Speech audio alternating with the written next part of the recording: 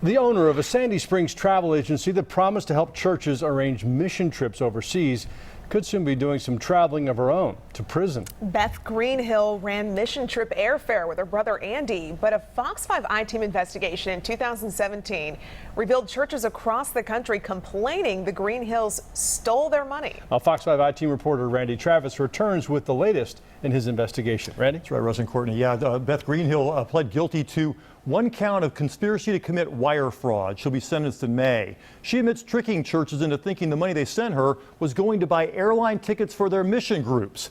But victims still wonder, where'd the money go? I don't know where the money went. It was, I think, over $1 million.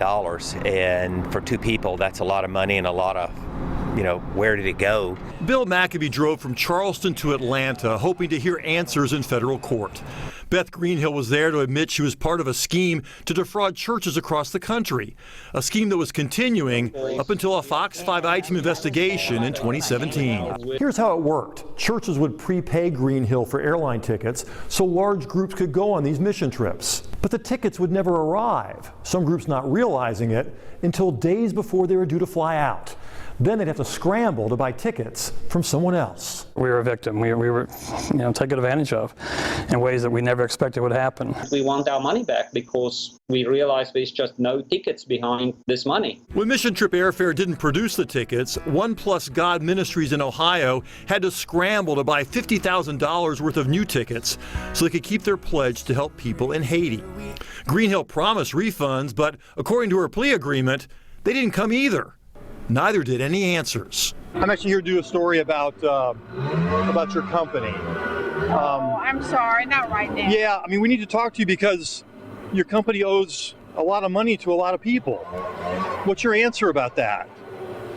Why won't you talk to us? It's a very sad case, a sad situation. Beth Greenhill took a lot of money from me and others. Bill McAbee's company provided wholesale airline tickets to Greenhill and never got paid.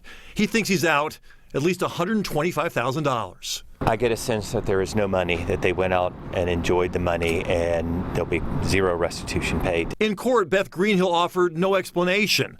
The indictment accuses Greenhill and her brother Andy of using the money at restaurants, department stores, and other vendors. Andy Greenhill still faces charges. At the time of our investigation, his Facebook page showed him living in Prague. He has since returned home and is set to go to trial later this month.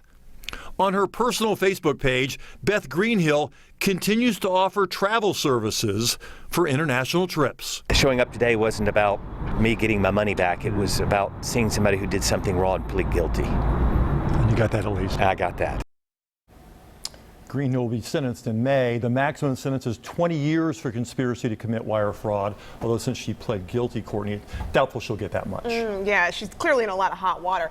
But the brother Andy, when is he going to trial? Later on this month. And now it's unclear whether his sister is going to testify against him.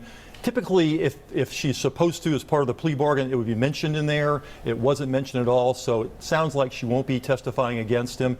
But at least somewhere in this case, we'll hopefully find out what happened to all this money. We're talking $1 million perhaps. That's a lot of money to just suddenly disappear. Yeah. Be interesting to find out. Yep. All right. Thanks, Randy. Randy, thanks.